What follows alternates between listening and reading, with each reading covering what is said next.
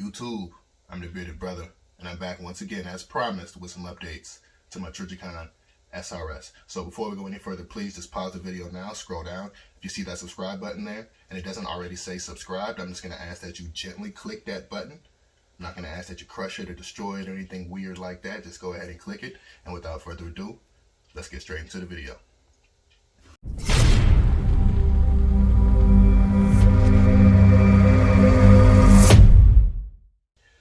Alright, you guys, so once again we're back.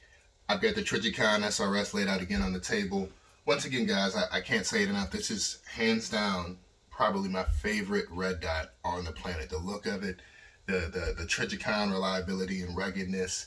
Overall, man, it's a great optic. The huge objective lens, AA battery operation, it's great. So if you haven't seen the previous video and this is the first one that you're watching, again, please just scroll down and hit that subscribe button. Just tap it if you would. And I'll kind of get into a number of the Trijicon SRS's quirks and features, if you will.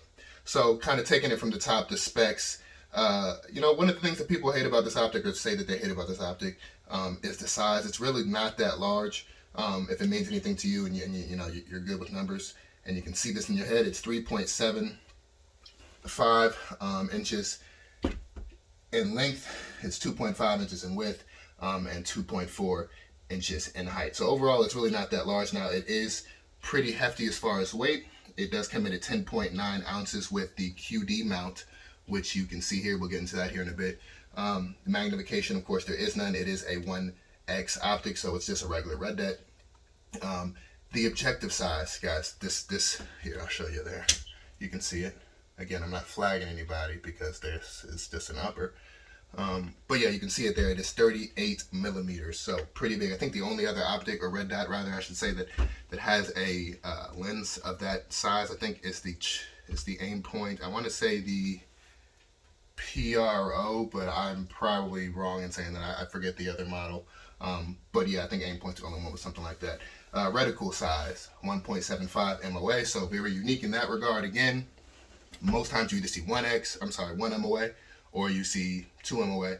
I've never seen another 1.75 MOA. Again, it's a red dot. There's no, you know, adjustable colors for night vision or otherwise. Battery life, you get at least 3 to 4 years, at very least, on a AA battery, with continuous use, mind you, at a setting of 7 to 10. So pretty good. The MOA adjustments with your adjustments, again, when you of course when you're adjusting and zeroing the optic, it's going to be 1/2 MOA per click. Field of view, now this is straight from the Trijicon site. They claim that the field of view is 69 feet at 100 yards. Yeah, not quite sure what to make of that. If you do know what to make of that, please go down to the comments and let me know. The mount, again, is QD. We'll get into that here in a second. And it is made of 7075 T7 aluminum, so you're not going to have any issues with durability and reliability. When it comes down to beating this thing up or even submerging it, you got up to 165 feet or roughly 50 meters of submersion resistance with an optic like this. So this thing is great. It's a tank, right? You know, it's all the specs that I listed. I'm not sure if you can, I mean, if you can fault me for any of them, please let me know in the comments. But it kind of begs the question, right? Why did they discontinue this optic? It has solar backup, runs on AA. I mean, it is a little big, a little heavy, but I mean, it's certainly not the heaviest out there. Why they discontinue it, right? You know, the dot certainly isn't without its issues. Now, having used this thing for a bit, I can tell you about some of them. Now, I knew about pretty much all of them, I'd imagine. I guess before purchasing the optic, and it certainly didn't sway me from making a purchase, as you see. So if you're looking for one of these, I don't believe it should sway you in any way either. But I will share them with you in the interest of full disclosure, right? So the first thing is going to be weight, right? I talked about this before. Pretty heavy optic, right? You're looking at 10.9 ounces with the QD mount. So if that bothers you, just keep that in mind. Now, I think the main reason, right, the main reason that they may have discontinued this optic is due to reflectivity, if that's a word, reflectivity into the lens or into the shooter's eye. With light coming into the optic, I would say like at a I don't know, at a certain angle, the light would come in, it would hit the LED emitter in the back of the optic, the lower, back portion of the optic, and you get an image reflected of that emitter and that, that diode and whatever else is in there. You'd get that in your image, in your sight picture. Now, I'll put an image somewhere in the video as I'm talking. But that was one of the main issues with the optic, right? So, the first thing I touched on, right, was weight. And, you guys can see there's some changes again to the optic, to the red dot that I've made since the last video, which the most, I guess, notable of which is going to be that Bobor. It is a Bobor QD Mount. So it's a Bobor Trijicon product. Actually, I have the box for it here. This is the model number for it, AC32002. It's the quick release mount for the Trijicon SRS. And so I've got my old thumb screw mount. Now this thing is considerably heavier. I don't have the numbers in front of me. I'll put them on the screen.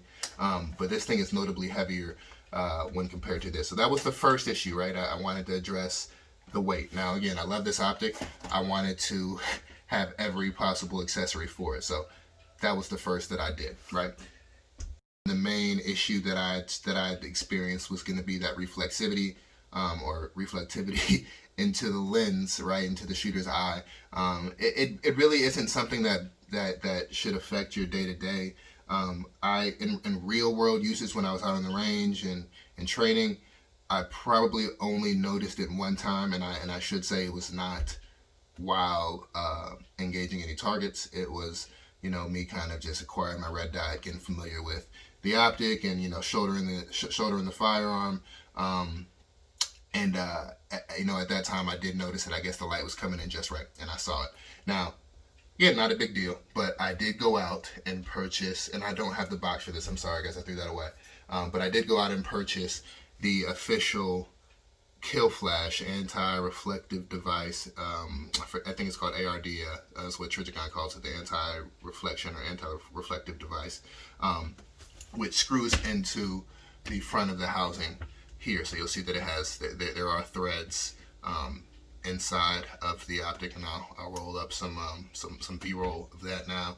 But essentially, you just take this and you screw this on. And this, while it does protrude a bit from the front, I'm sorry, I'm having trouble putting it in at this angle. That's what she said. So, so basically you get a little bit extra protrusion out of the front, but really not a big deal in my opinion. But it does cut out literally all of that issue. I'll put in some pictures of the before and after. There was a sunny day, light was coming in through my window, and I decided I'd get the optic and put the camera behind it so you guys could see the issue. You'll notice, it's literally night and day. You either have that image or you don't. This thing probably blocks 99.9% of the issue that I think most people reported with this optic. Now, is that why they discontinued it? I'm not entirely sure. I can't speak for Trijicon. But as far as cons for this optic, that probably are the biggest ones, right? And so aside from that, they discontinued it. Even on Trijicon's site, they claim that warranty coverage might be hit and miss for this optic, being as it's discontinued. They want you to contact them with any proof of purchase and so forth. And who has a proof of purchase from an optic that they purchased, up to 9 years ago? I mean, this thing came out 2012 at the time of this recording. So anyways, it was discontinued, so I went out and I purchased yet another overpriced, not included Trijicon accessory. This is the scopecoat cover for the SRS. This is basically just like a neoprene, and you get the little Trijicon sticker with all this stuff. But this is basically like a little neoprene sleeve essentially, and it just slides right over the top of the SRS. And this is something that I didn't need, but it is something that I wanted. They do also have lens cap, flip up lens caps for the Trijicon SRS. I might look into purchasing those again. Everything related to this optic being as is discontinued. I'm not sure what it is, but everything's overpriced. The lens caps I think were like $50 for like just one for the objective lens. It's a little overpriced, so I might grab those. But I wanted this to protect it, being as it's discontinued, and that warranty coverage is potentially going to be hit and miss. I just wanted to make sure that my optic was protected whenever I throw it in the bag. So as I promised you guys, you know, I've got out there. I've used this thing quite a bit, and I did kind of trick out my SRS, kind of upgraded it fully in the weapon tree, if you will. Just felt like I, you know, wanted the full package. So that's what she looks like now. We've got the giant Killflash in the front. It is quite nice. The only thing I'll say is you do kind of lose a little bit of light transmission. I'm not sure if you guys will even be able to see in from this angle, but you know, with any type of ARD or Killflash, you are going to lose a bit of light transmission through the optic. With a field of view this large, it makes absolutely zero difference. So again, if you guys are looking for one of these, go out and grab them, man. I love these things. If you have one that you don't want anymore, please contact me in the comments below. I will potentially buy it from you because I'd like just to have maybe one or two more of these for some future builds. You know, I guess that pretty much wraps it up, guys. I hope you guys are writing letters to the White House and to the ATF regarding the nonsense that they're pushing around pistol braces at this time. Pretty much makes no sense. I don't think we'll see a ban here in the future. It's probably just, you know, fear-mongering and trying to scare everybody. But neither here nor there. Exercise your rights, not just the Second Amendment. So let's get out there and keep shooting, guys. So that's it from me, y'all. I'm the Bearded Brother. I'm gone.